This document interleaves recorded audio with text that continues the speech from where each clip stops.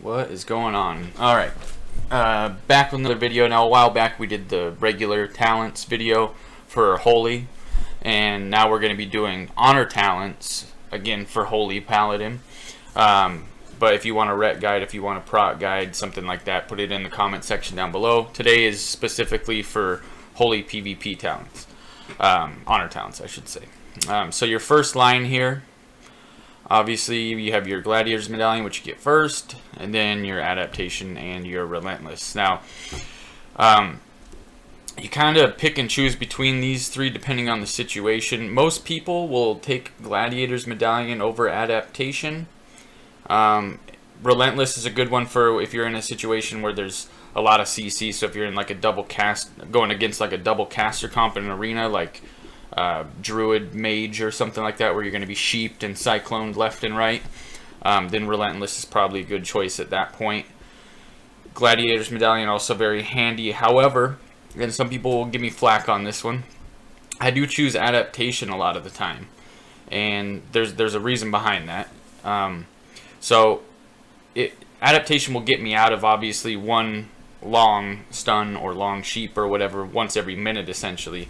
Now if I need to get out, being a paladin, I have ways of getting out of just about anything. I can, bubble out. If it's let's say it's a stun from a rogue or a warrior or something like that, I can Blessing and Protection myself out of the stun and save my bubble for later, and then I'll have this adaptation, ready to go for the next one basically. So being a paladin gives you more options as far as getting out of different forms of CC. So that's why I choose Adaptation. If you're used to playing with the Gladiator's Medallion, and it works for you, then that's probably a better choice. Relentless is more situational. The next one here, Defender of the Weak. After healing a target below 50% health, you gain 20% haste for 5 seconds. It's not bad. It's not really one that you use as you're leveling up your honor talents, but you don't really use it as much after that. Vim and Vigor, kind of the same thing. You do 20% more healing if you're above 80%. The problem with that is once they figure out you're a healer, you're not going to be above 80% very often, if they're training you or whatever, unless you got really good peels, which happens occasionally. But so Divine Favor, this is the one that pretty much I always take. I don't really ever mess with these two over here. I always take Divine Favor. Your next Holy Light or Flash of Light is increased by 100%, costs no mana, and is unable to be interrupted.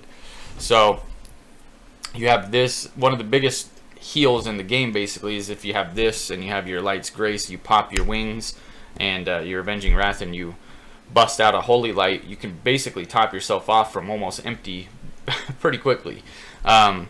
So it's one of the biggest heals in the game, basically. So the good thing is, yeah, it's uninterruptible, so people can't pummel you, people can't do anything like that, wind shear, whatever. But you can be silent. So if somebody, silences you or stuns you or whatever, obviously that'll stop you from casting it, and then you'd have to just cast it the next time when you get a chance. But 45-second cooldown, so short cooldown, you can use it all the time, basically. Next up, Divine Vision. Increases the range of your aura by 30 yards. Meh. It's okay, but not usually what I'm going to take. Unbound Freedom. Blessing of Freedom also increases movement speed by 30%. This is the one I use most of the time. And the reason being, it's almost like the old macro where we used to freedom ourselves and use Speed of Light. And so you would freedom and then sprint right away, and it was a good way to escape when people are beating the shit out of you. So it's good in that sense. It definitely helps with that. Cleanse the Weak is more of a situational one. So if I'm going against a comp where I'm going to be cleansing lots of nasty stuff like a Shadow Priest or something like that, this will cleanse, if you're doing threes or something, it'll cleanse everybody of whatever effect you're cleaning off of there, which is definitely one of those things that's good in certain situations. So most of the time I'm choosing between these two, Unbound Freedom and Cleanse the Weak, and I pretty much just leave Divine Vision alone. I don't really mess with that. Next line down, Holy Ritual. All allies are healed for a certain amount whenever you cast a blessing on them, and then a certain amount when the blessing ends. In theory it sounds good, but it's not really that great. I guess if you have blessed hands and you're freedoming all the time, you know, basically on cooldown, it's a little bit of extra healing, I guess. But overall, I don't usually use this talent that much. In most of these lines, there's usually 2 that you go with. There's 2 that you go back and forth between, and then the third is kind of like you don't really use it. And this line, Holy Ritual, is the one that you don't really use. Pure of Heart. Whenever your allies within 20 yards are healed from any source, they're cleansed of all diseases and poisons. This one's pretty strong against assassination rogues because they put some really nasty shit on you, and it can clean that poison off every time you're healed. You know, you have this in combination with, let's say, Aura of Mercy or something like that, and it's just constantly going to be cleaning off their poisons. It's definitely good to have against rogues. Stuff like that. Light's Grace is the one that I choose most of the time. Pure of Heart's one of those things where if I'm in an arena and I see a certain comp with, let's say, an assassination rogue, then I'll pick that. But most of the time, 90% of the time, I'm going to be using Light's Grace. Increases the healing done by your Holy Light by 50%. Your Holy Light reduces all damage the target receives by 5% for 8 seconds, stacking up to 3 times. So basically, it makes your lowest cost heal, your Holy Light here, pretty much your most efficient healing spell. So yeah, it's a slower cast than, let's say, Flash of Light, but when you do get it off, it's going to be a bigger heal, and it'll also put that damage reduction stack on you or on whoever you're healing, which is nice. So most of the time, this is the one I take. Again, in combination with Divine Favor, you got this, you got your Avenging Wrath. That's a huge heal if you need it, and uninterruptible, obviously, if you're using Divine Favor. Avenging Light. I kind of messed around with this one the other day, just for fun. It's one of those wacky talents where, you know, if I want to do a lot of damage in a battleground, then you know, I'll pick this for whatever reason. It's not something I use very often. I just used it, like, I don't know, once last week for some reason. But it was kind of fun. I did do a little bit more damage. And you can kind of see the numbers spiking as you're healing people and stuff like that. The cool thing is, again, when you have like Light's Grace and Divine Favor and you pop your wings, your heals are going to be pretty big. So when people within 10 yards of whoever you're healing is taking 30% of that as holy damage, it can be a pretty big spike of damage there. But again, it's one of those things where it's more of a fun talent to take occasionally just for the hell of it. Not typically something you would ever use in an arena or something like that. Arena, I basically always take Ultimate Sacrifice. Basically what this does is your Blessing of Sacrifice usually transfers 30% of the damage that somebody's taking over to you. But then it'll cap it at 20% of your health, basically. It no longer cares if you're below 20% health or anything like that. It won't auto cancel it like it would with Blessing of Sacrifice here. You see that? That's the 30% one there. But I guess you guys can't see it because I have the camera scrolled up. But anyway, so this transfers 100% of the damage, and it doesn't care whether you're at or below 20% health. But it transfers it over into a damage over time effect. Used to be 12 seconds, now it's like a 4-second damage over time dot. And you do on your artifact weapon have a little talent that basically reduces the damage that you take by there. I believe mine's at 30% right now. So you're not actually taking 100% of the damage, it's more like 70. And then if you need to pop Divine Favor to do an extra 20% reduction, you can certainly do that. And then you're only taking 50% of the damage. Meanwhile, your partner, or whoever you put that on in the arena, is not going to be taking any damage, and you can heal them. And if you have yourself beaconed while you're healing them, you can pretty much, your splash heals from the beacon will kind of cover the damage that you're going to be taking through the Ultimate Sacrifice, at least most of the time, unless they're doing a shitload of damage, which, you know, isn't usually the case. So Ultimate Sacrifice is definitely good. Darkest Before Dawn, I don't really use it in arenas ever. I think it's okay for BGs occasionally, but even then, you know, depending on the BG, if it's a flag carrier BG, I'm probably going to take Ultimate Sacrifice just to save the flag carrier from time to time.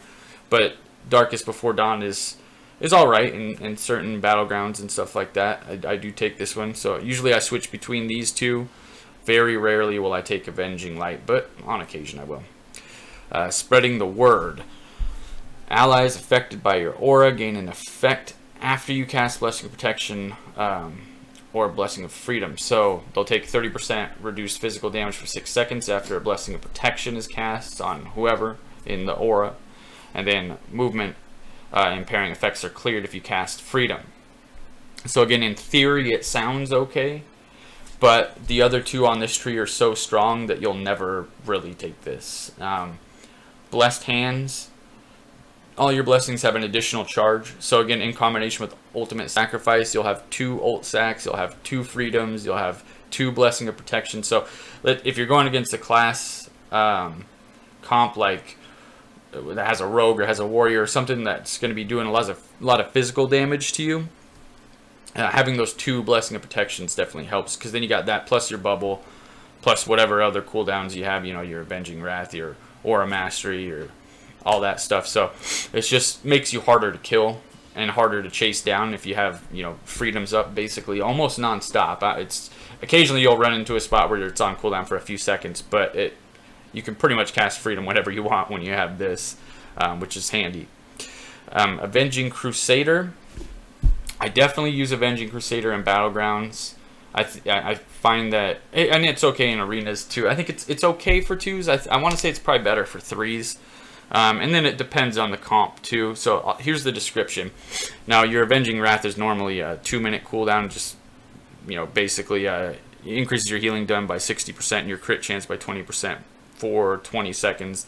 Also, if you have your Sanctified Wrath, it's gonna last longer. But in this case here, so it brings it down to a 1-minute cooldown. Now it's a little bit different. Basically, you become a Crusader of Light, increasing your Crusader Strike, Judgment, and auto attack damage by 50%.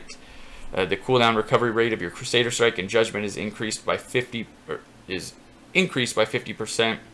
And when you deal damage with those abilities, you and the nearest 2 injured allies will be healed for 225% of the damage last 25 seconds. So, what does that mean? Well, basically what it means is you pop your little wings, you throw a Judgment on somebody, and you go to town and start beating the shit out of them. It's just Crusader striking them, judging them, Crusader strike, stun them if you can, and just all that damage that you're doing is throwing out 225% of that damage is now healing. So not only are you increasing the pressure on the other team if you're in arenas by doing a little bit of extra damage, I know it's not a whole lot, but it's some, and it also heals a shitload. Like when you're doing BGs with this Avenging Crusader, usually I'm, if not the top healer, like number 2 or maybe 3, but typically number 1 or 2 on the healing charts when I'm using Avenging Crusader and BGs. But one of the main reasons that I use it in BGs is it just makes it more interesting. It makes it funner. You're running around, you're beating people up. You're not just sitting there casting and waiting to be interrupted and stunned and controlled and stuff like that. The best thing about Avenging Crusader is everything you're doing is instant. You can't be, you can be stunned, you can be CC'd, but nobody's going to be able to interrupt you. You can get off all those heals and heal all that damage up without being interrupted. And I know a lot of people who play healers know just how frustrating it is when you're just constantly being interrupted in BGs and arenas and so forth. So this is a good way to prevent that. And again, it's a lot of fun. I use it in arenas sometimes too, though. Depends on the comp. The issue with Avenging Crusader is if you're not doing damage, it doesn't do any healing. So if you're going against a class like a priest comp, something like that can throw out those little absorption bubbles, if those are up and you're hitting those and it's absorbing your damage and you're not actually doing any damage, you're not doing any healing either. So typically I don't take this against any kind of Dis Priest comp or anything like that. I've used it against Resto Shamans and Resto Druid comps, and I've done pretty well against those guys. I haven't really tested against monks, but it's good for the other two. And like I said, it's a lot of fun. So usually I'm going to take one of these two. At this point, Blessed Hands gives you a lot more mobility and a lot more cooldowns and stuff like that. But Avenging Crusader is usually the one that I'm going to take. 2v2s, a lot of time, it's almost 50%, 50-50, whether I take Blessed Hands or Avenging Crusader on 2s, because it just depends on the comp, right? If it's going to be, let's say, mage, some other range class, hunter mage or something like that, where I'm having to chase them around, and it's hard to catch up to them and beat on them, then Avenging Crusader is not really going to work for that. And then I'm going to take, obviously, Blessed Hands there, just so I have those extra cooldowns and extra ultimate sacrifices and whatever.